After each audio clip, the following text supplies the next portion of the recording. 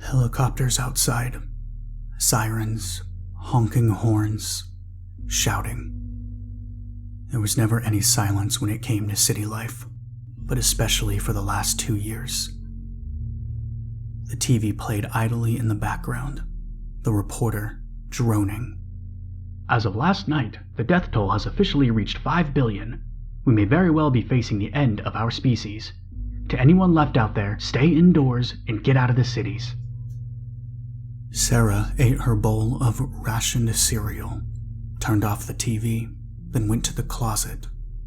There she donned the long hooded duster and the surgical mask before heading outside.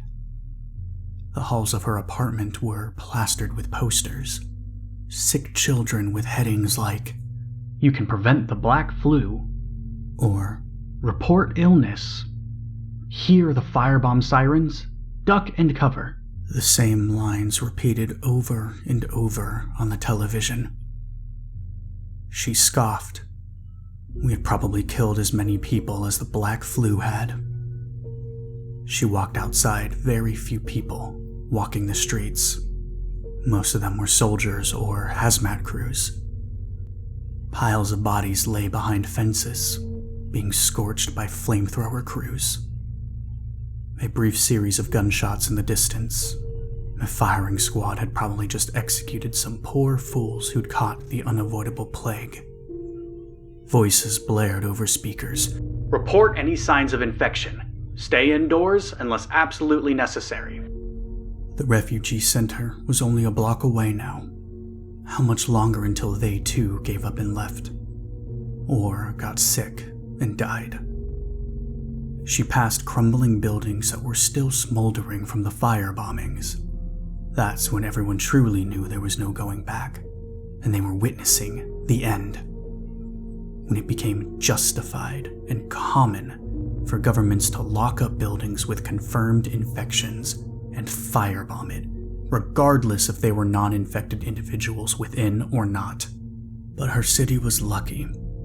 There were some cities so compromised that the government had even cleared for nuclear bombings. When these initiatives went underway, it did actually slow down the infection slightly. But there had never been a plague with the spreading capabilities of the black flu before. The incubation period was a mere day, and the mortality rate was presumed 100%. To public knowledge, there was no known survivor once infected, making deriving a vaccine from their antibodies impossible. After being discovered in Colombia, it brought the very world to its knees in 2 years. Sarah sighed. What was the point in the military even trying at this point? This was the end and everyone knew it. All they were doing was making the twilight hours of humanity slightly more miserable. Let us die in peace, she thought. There were many times Sarah fantasized about lying to a soldier that she was infected so she could be executed. She desperately wanted to die but wasn't capable of doing it herself. There was nothing much worse in her mind than watching your own species struggle and grasp for breath as it slowly passes into extinction. The fighting was futile. Surely a plague like this had to be the wrath of God. But if the black flu truly were the angry hand of God, then perhaps there was some reason why she had not yet caught it or otherwise died. Never mind that. The refugee center was very non-personal. This was of course so that no staff could come into contact with infected individuals. Sarah placed her identification card into the vacuum-sealed chamber, which closed and was blasted with disinfectant before opening on the other side of the wall so that the staff member could inspect it. She nodded and placed the card back into the chamber to return it to Sarah. Then, another vacuum-sealed chamber opened only on Sarah's side, which had some canned food and bottled water. Sarah nodded a thank you to the staff member and collected her stuff before heading home. The next morning was quieter than the last. Still helicopters, still the occasional sounds of bombings, but no sirens. Little shouting or screaming. The quiet was wonderful. Today, she would actually sleep a little. When she finally woke up, she cooked some of the food she had gotten and drowned it down with alcohol. As she drank, she looked at her speakers and smiled, before connecting her phone and playing "It's the End of the World as We Know It" by REM. This made her both laugh and cry profusely. The next morning was quieter than the last, silent even. She wanted to sleep in, but the silence was deafening. She knew what it meant. Everyone in the city had died or given up, just like she wanted them to. Or so she thought she did. But now that they were gone, she missed the gunfire, the bombings, even the smell of burning flesh. As terrible as they were, at least they represented a chance and ideal of hope. People were still trying, at least. But now nothing. She had hoped for the silence for so long, but only now did it hit her what it truly meant. She smiled as she said, "This is the end." But anger overtook her as she realized she was still alive. She woke up in the morning, a year later. The city was still silent. She hadn't seen anyone else in months.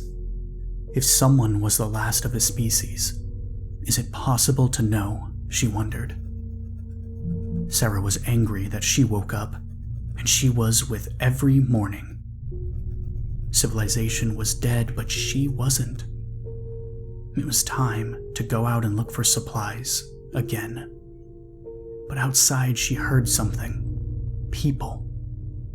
She ran outside to find a whole caravan walking through the streets.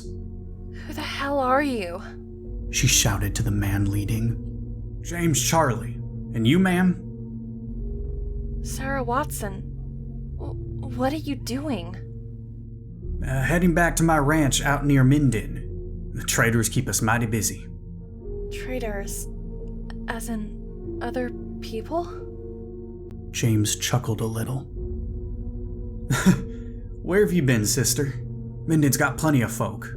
Look, you can come with us if you'd like. You work hard on the ranch and you'll earn your keep." Sarah nodded excitedly and wiped tears from her eyes before joining the caravan without even gathering her things. It wasn't the work she needed, nor even the supplies, but the people and the purpose. She cried as they rode through Minden. There were people everywhere and even market stands in the streets. There was noise and no piles of bodies lining those streets. She realized then that civilization hadn't died as she thought it had. Rather, like all catastrophes, it had only changed. In the morning, she awoke to the sounds of horses, carts, and people. With a smile, she rolled over and wished for a little bit of silence so she could sleep in.